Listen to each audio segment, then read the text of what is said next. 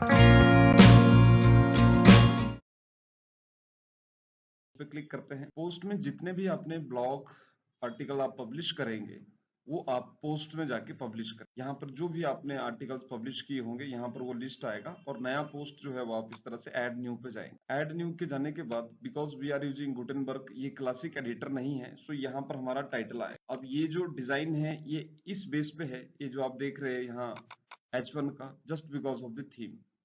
जिस तरह से थीम में सेटिंग है, but we can also modify this, हम इसको चेंज भी कर सकते हैं। और अगर हमने ये करना है तो जो टॉप में आएगा आपके हमेशा जो आपका ब्लॉग पोस्ट का टाइटल है वो आएगा, एंड आफ्टर दैट जो आपका कंटेंट होगा पोस्ट से रिलेटेड वो यहाँ पर इस तरह से। इससे रिलेटेड आप और भी कंटेंट देख सकते हैं, अलग वीडियोस में आप देख सकते हैं। यहाँ पर आप जो भी इंसर्ट करना चाहे इस प्लस साइन पे ब्लॉग पे यूज करके, क्योंकि ब्लॉग बेस्ड एक एडिटर है।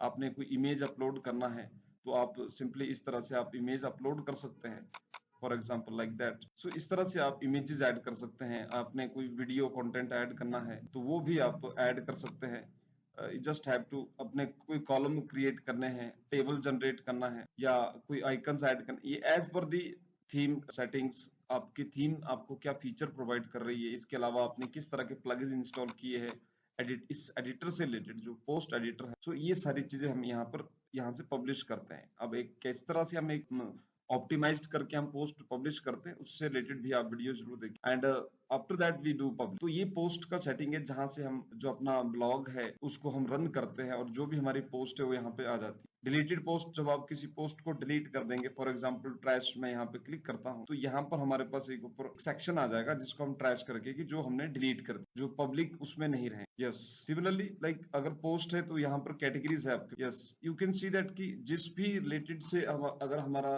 कैटेगरी है, मान लीजिए अगर पोस्ट है टेक्नोलॉजी के ऊपर तो उसका कैटेगरी, अब टेक्नोलॉजी में मान लो क्लाउड कंप्यूटिंग है तो आप उससे रिलेटेड कैटेगरी सेट करते हैं। तो पोस्ट का होगा टेक्नोलॉजी, लेकिन विद इन दैट उस टेक्नोलॉजी के अंदर आप क्लाउड कंप्यूटिंग कवर कर रहे हैं, आप आर्टिफिशियल इंटेलिजेंस कवर कर रहे हैं, वो सारी चीजें मैटर करती हैं। अगर उनको फिर ऑर्गेनाइज्ड करना है तो वो एक कैटेगरी में ही ऑर्गेनाइज्ड होगी ना। अब ऐसा नहीं है कि उसको हम अलग अलग उसमें ये ऐड करेंगे।